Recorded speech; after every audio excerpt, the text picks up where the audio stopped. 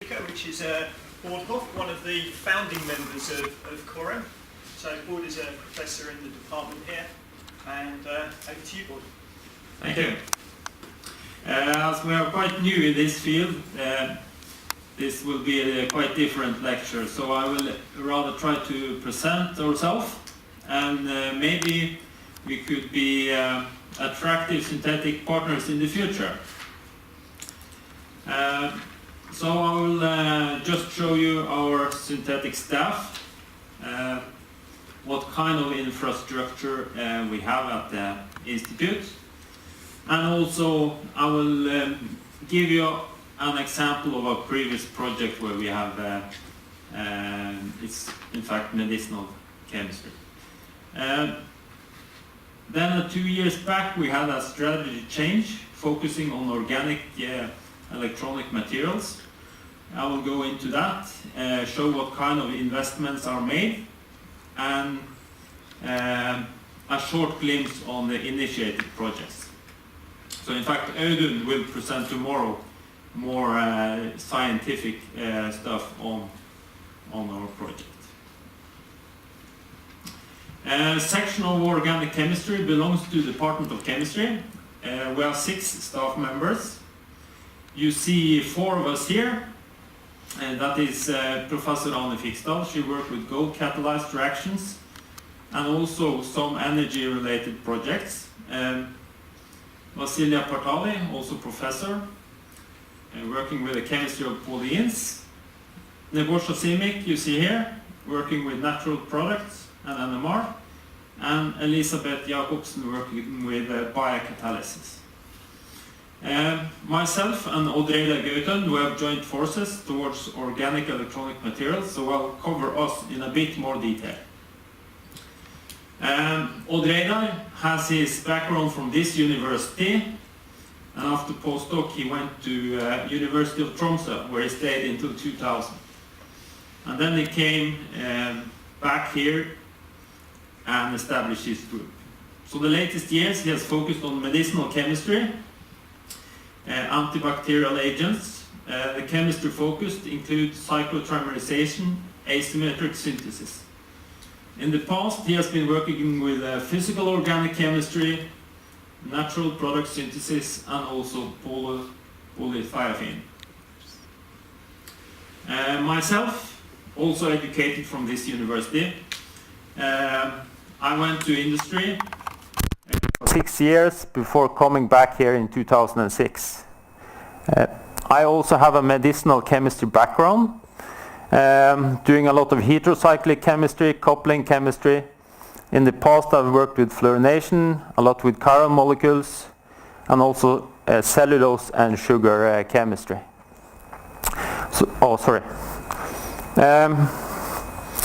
Here is the typical group size we have at our university, not really big groups.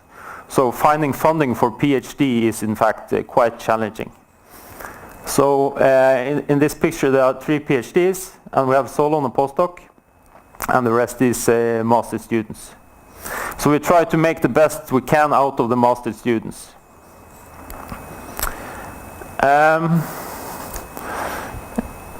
We have modern labs.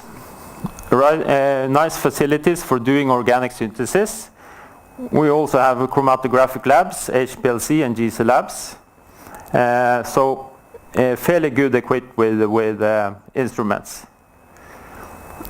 In terms of NMR, we have on this site 2 400, 1 600 and 1 800 magnet. 2 of these are brand new, and the other ones are upgraded.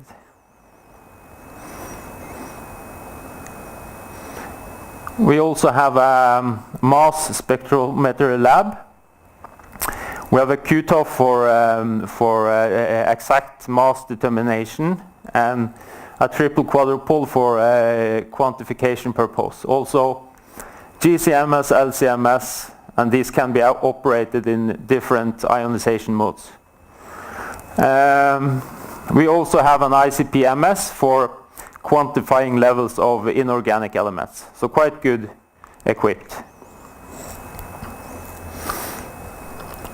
Okay, Since we have not been working this far with organic electronic materials, I will just give you a glimpse of how we have worked in the past on medicinal chemistry projects. So this is an anti-cancer project where we are targeting this enzyme receptor embedded in the cell membrane. So we are targeting this inner kinase portion, trying to make inhibitors. So if we can shut down signaling here, we can kind of kill the tumor. Okay, so in this project we have worked with different heterocyclic scaffolds. Pyrrolopyrimidines substituted in 6 or in 5 position, thionopyrimidines, furopyrimidines, and also purines.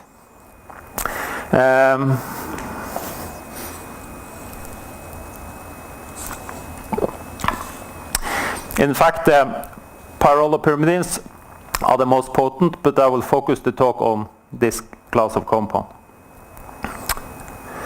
As soon as we have kind of a hit compound like this, what we do is starting investigating different routes which can enable making a large library of compounds, derivatives of this one. But we also want some flexibility in terms of functional group tolerance. Then we can go this route. In this case, this was the preferred route for most of the compounds. So we knew this had a fairly good activity. We needed loads of material to perform our SAR study. The first reaction is what's called a Gewald reaction. It worked fairly nice, but we have to develop a scaled process. So this was running up to 400 gram scale. The challenge was on the purification. So here we developed a sublimation process. So this is a homemade apparatus where we could isolate 50 grams per run. So then the material goes from this color here, containing some sulfur impurities, to this much more appealing material.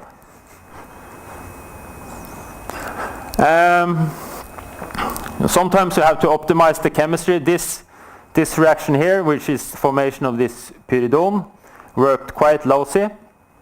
So we had to optimize the yield. In this case, the temperature and the amount of ammonium formate was the most important variables. Then we could obtain almost 90% of this target compound. So on a large scale, this gave this kind of nice yield, and the material crystallized nicely out of the solution. The following steps are quite convenient. Bromination work in good yield. The material precipitates out, and then a chlorination at the end also works fine. The trick is to distill off this phosphoroxychloride at the end, so you don't have a high volume in the workup. So here we have a very nice building block for doing all kind of chemistry. So with this one, it's only 2 steps to make different derivatives. We do amination.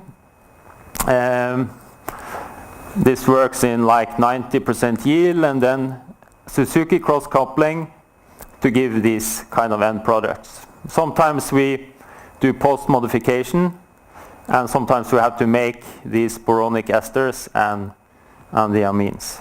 So we have made like 170 of these compounds, and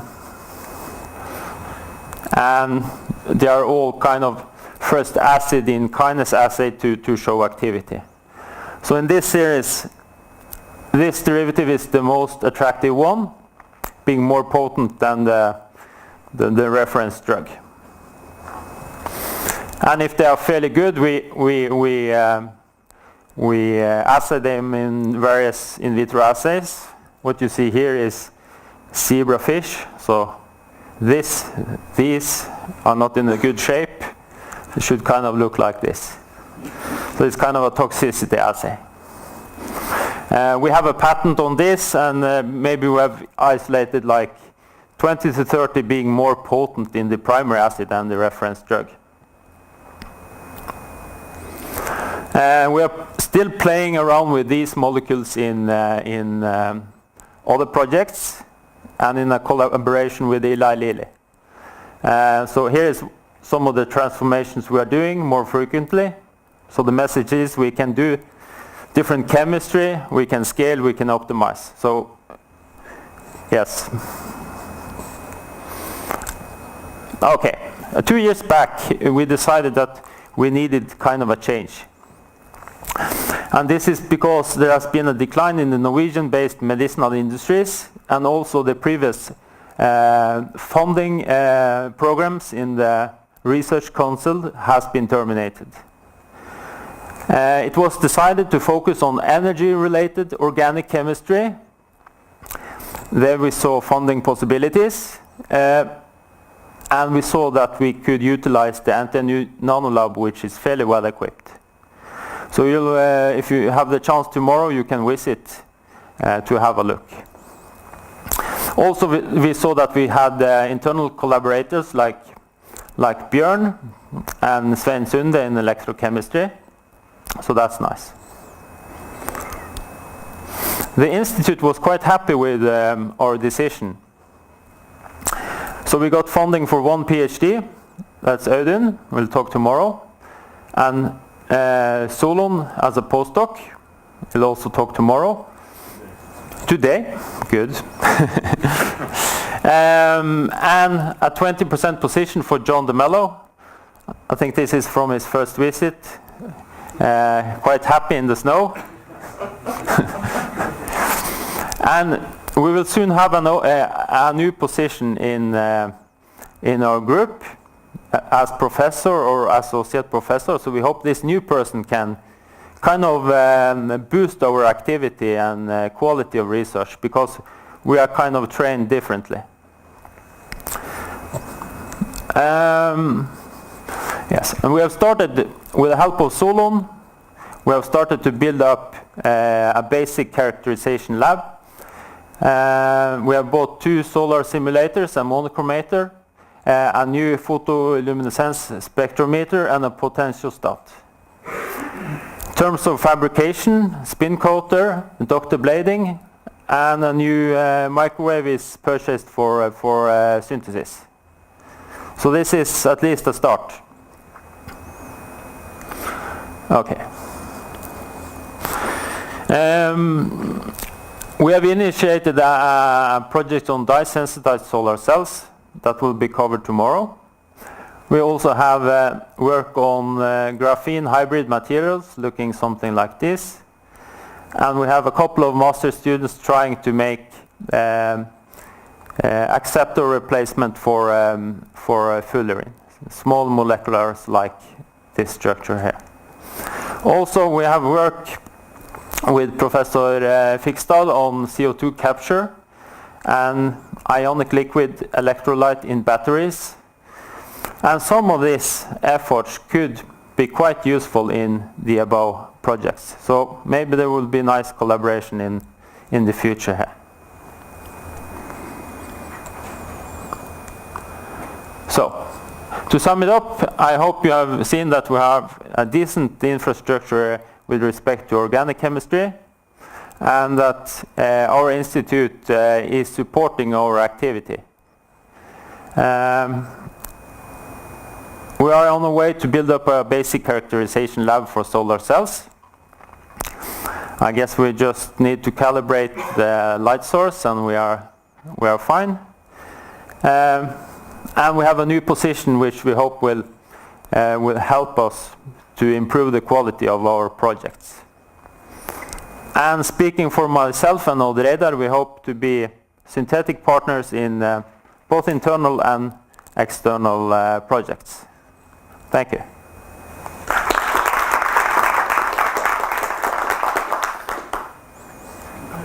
Does anyone have any questions for Bård? I have a quick question.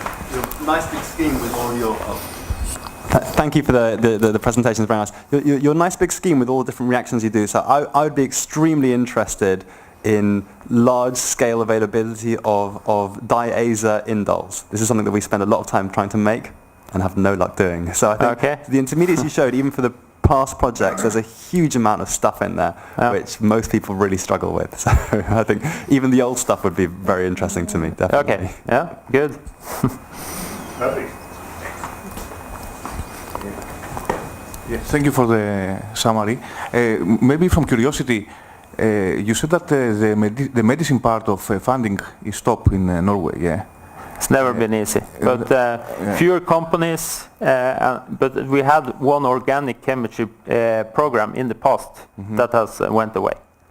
Because I thought that this is a bit different from European community, or people they try to move to bio or to medical applications in the field of organic electronics. So I just make me a bit surprised that in Norway it didn't work. Yeah. So I don't know. Maybe John, you know more than this. Yeah. No, unfortunately, I only know what Bård and moderator told me. I think there's definitely an increasing focus on energy-related research.